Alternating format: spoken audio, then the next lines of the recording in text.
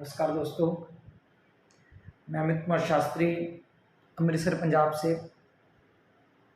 आज हम गणेश उत्सव के बारे में बात करेंगे, क्योंकि आजकल देखा जा रहा है सोशल मीडिया पर लोग गणेश उत्सव को लेकर बड़े नैरेटिव फैला रहे हैं कि हमें गणेश उत्सव नहीं मनाना चाहिए, हमें गणेश जी का विसर्जन नहीं करना चाहिए, कभी भी किसी देवते का विसर्जन नहीं करना चाहिए, क्योंकि हम उनका विसर्जन कर देंगे तो उनकी अगर बाद में हम पूजा कैसे करेंगे। कुछ लोग ऐसे नैरेटिव फैला रहे हैं जो कहते हैं कि विसर्जन नहीं करना चाहिए।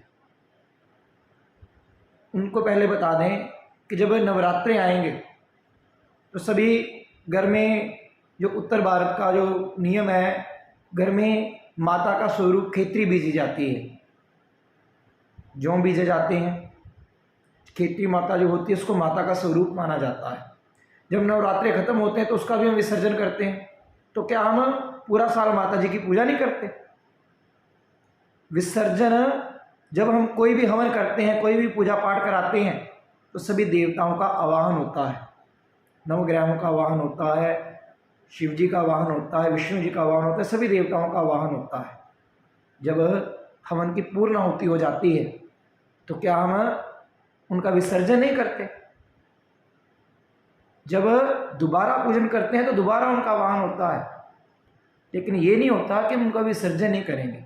ठीक है, गणेश जी की, लक्ष्मी जी के आगे प्रार्थना होती है कि आप सूक्ष्म रूप से यहीं पर रहें, लेकिन ये कहना गलत है कि हम उनका विसर्जन नहीं करते।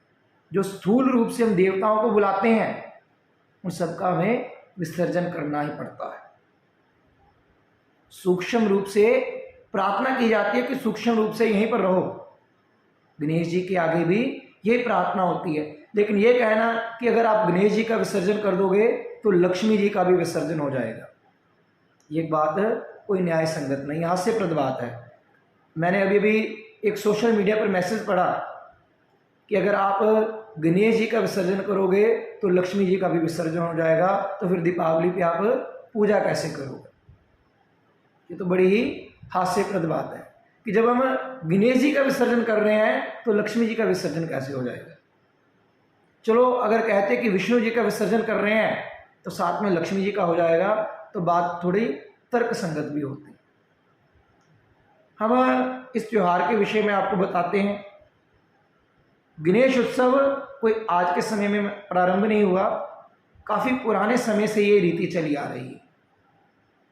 पुराणों में वर्णन है कि जब वेद व्यास जी महाभारत गणेश जी को सुनाने बैठे लिखने के लिए, तो उन्होंने जब बोलना प्रारंभ किया तो आंखें बंद कर ली, 10 दिन तक बोलते रहे। गणेश जी जब इसको सुनते रहे तो गणेश जी के शरीर का ताप बहुत बढ़ गया, बहुत ज़्यादा हो गया। तब वेद व्यास जी ने क्या किया कि जब देखा कि गणेश जी का शरीर बहुत तापित हो चुका है, तो उनके शरीर पर मिट्टी का लेपन करके उन्हें जो पास में कुंड था वहाँ पर स्नान कराया, जिससे जो है उनके शरीर का ताप कम हो गया। इसी से प्रचलन हुआ गणेश विसर्जन का।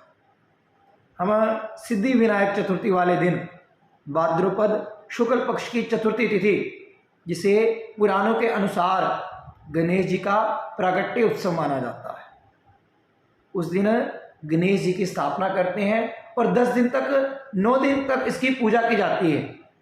10वें दिन जो है विसर्जन किया जाता है, पुराणों की कथा के अनुसार चले। पहले समय में लोग इसको बड़े सूक्ष्म तरीके से मनाते थे, घरों में स्वयं गणेश जी मनाते थे और स्वयं ही विसर्जन कराते थे, बड़े सूक्ष्म तरीके से मनाया जाता। लेकिन जब समय आगे बढ़ा तो बाल गंगाधर तिलक जी, अगर आप इंटरनेट पर सर्च करोगे कि गणेश उत्सव कब शुरू हुआ, तो इंटरनेट आपको यही बताएगा कि बाल गंगाधर तिलक ने 1894 में, शायद 93-94 के समीप पहली बार गणेश उत्सव मनाया। लेकिन ये बात भी लिखी होती है कि सामूहिक रूप से पहली बार मनाया।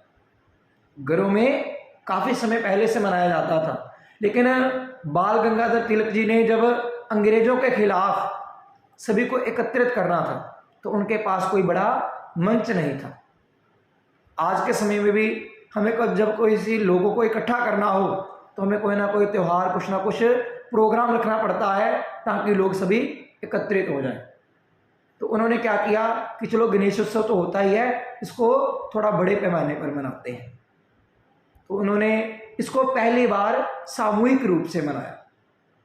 बहुत बड़ी गणेश जी की प्रतिमा रखी और सभी को न्योता भेजा, इस बार हम सामूहिक रूप से मनाएंगे। तो सभी वहाँ पर एकत्रित हो गए।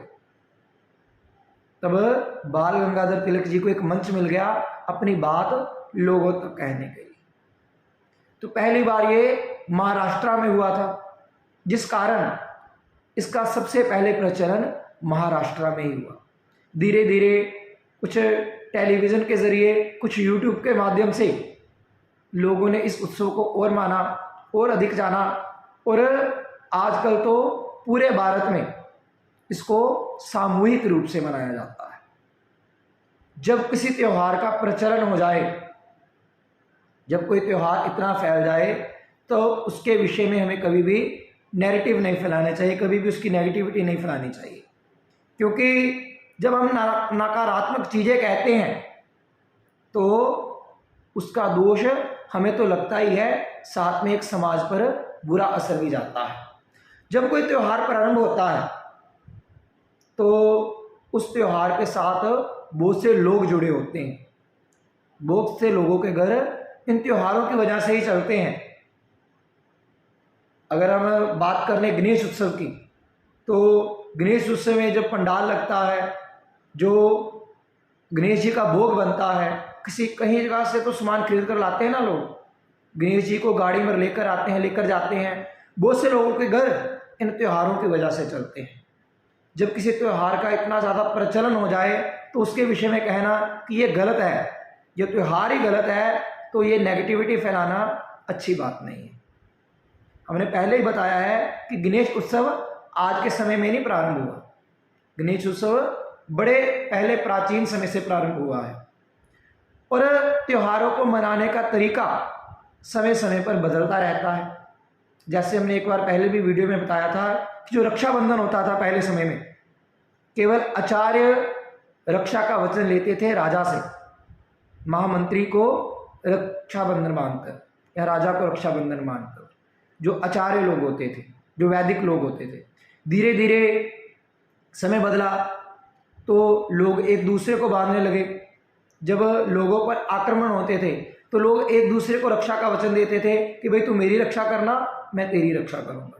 उसके बाद जब राजाओं का समय काल भी खत्म हो गया तो त्यौहार को किसी ना किसी रूप में तो मनाना था। तो फिर कैसे मनाया जाने लगा? बहन भाई के जरिए। बहन भाई को रक्षाबंधन मानती है और रक्षा का वचन लेती है।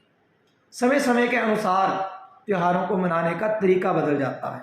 उसी प्रकार गणेश उत्सव पहले घरों में मनाया जाता था, अब धीरे धीरे जब समय बदल रहा है तो समय के अनुसार अब इसको सामूहिक रूप से मनाया जा रहा है।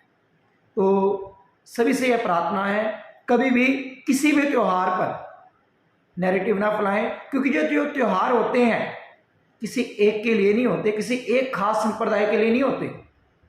इन त्योहारों से, त्योहारों के साथ बहुत से लोग ऐसे जुड़े होते हैं जो अलग संप्रदायों के, अलग मत के होते हैं, लेकिन उनके भी इनके साथ घर चलते हैं। तो इस कारण सबसे मेरी हाथ जोड़ के प्रार्थना है कि कोई भी इन त्योहारों पर नेगेटिविटी ना फैलाए और गणेश उत्सव को बड़े जोरों शोरों से मनाए। जय श्री गणेश, जय श्री राम।